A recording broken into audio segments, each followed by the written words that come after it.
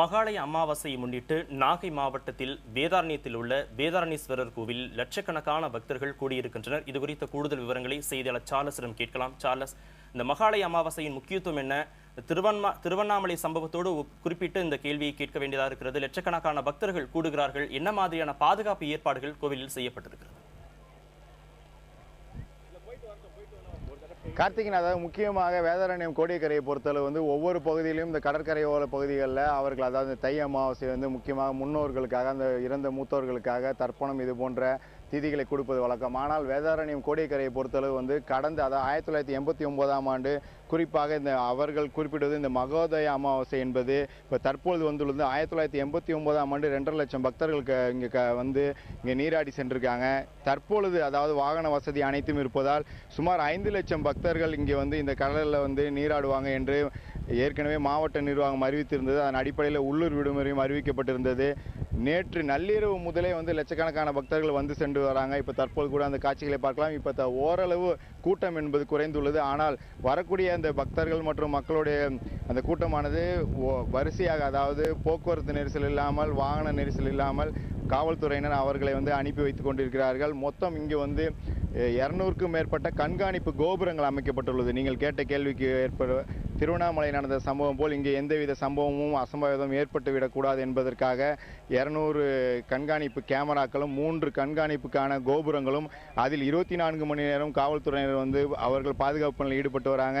இது ஒரு புறம் இருக்க, மறுபுறம் மருத்துவ வசதிகள், அவர்களுக்கு தேவையான கழிப்பிட வசதி, அனைத்து அடிப்படை வசதிகளும் செய்து தரப்பட்டுள்ளது. இங்கே 5 ஆம்புலன்ஸ் வாகனங்கள் தயார் நிலையில் இருக்கிறது. மருத்துவ முகாம்களும் அமைக்கப்பட்டுள்ளன. மாவட்ட ஆட்சியர் பழனிசாமி தொடர்ந்து அவர் இந்த பணிகளை நேரடியாக அவர் இந்த பாதுகாப்பு பணிகளையும் அவர்களுக்கு இந்த பக்தர்களுக்கு தேவையான அனைத்து வசதிகளையும் செய்து நேரடியாக இங்கே கண்காணித்து வருகிறார். இதேபோல் திருவாரூர் மாவட்ட காவல்துறை கண்காணிப்பாளர் ஜெயச்சந்திரன், நாகை மாவட்ட காவல்துறை கண்காணிப்பாளர் அபினவ் உள்ளிட்டோரும் நேரடியாக பணியில் ஈடுபட்டு வராங்க. இப்போ கூட நேரடியாக பார்க்கலாம். கடலோர காவல் படையினும் தொடர்ந்து அவர்கள் இங்கு உள்ள பக்தர்களையும் அதாவது நீராட வரக்கூடிய இந்த பொதுமக்களையும் தொடர்ந்து கண்காணித்து வராங்க. அவர்களுக்கு என்று தடுப்புகள் அமைக்கப்பட்டுள்ளது. குறிப்பிட்ட தூரம் மட்டுமே அவர்கள் இந்த கடலில் நீராடுவதற்கான அனைத்து பாதுகாப்பு வசதிகளும் மாவட்ட நிர்வாகம், காவல்துறை, வருவாய்த்துறையினர், சுகாதாரத்துறையினர் என அனைவரும் செய்திருக்காங்க. கார்த்திகேயன். சார்ல்ஸ், மகாலய அமாவாசையை முன்னிட்டு வெளி மாநிலங்களிலிருந்தும் சரி இல்ல வெளியூர்லேருந்தும் சரி நிறைய பக்தர்கள் வருவது வழக்கம். அந்த வகையில் பக்தர்களின் வசதிக்காக என்ன மாதிரியான சிறப்பு பேருந்துகள் ஏற்பாடு செய்யப்பட்டிருக்கு? காயத்ரி, முக்கியமாக ஏற்கனவே தமிழக அரசு 200 சிறப்பு பேருந்துகளை வேதாரண்யம் கோடியக்கரை பகுதியில் அவர்கள் இயக்கி வராங்க. நேற்று முதலே இந்த 200 சிறப்பு பேருந்துகள் இயக்கப்பட்டு வருகிறது. இப்ப கூட நீங்கள் இந்த ஒரு அறிவிப்பை பார்க்கலாம்.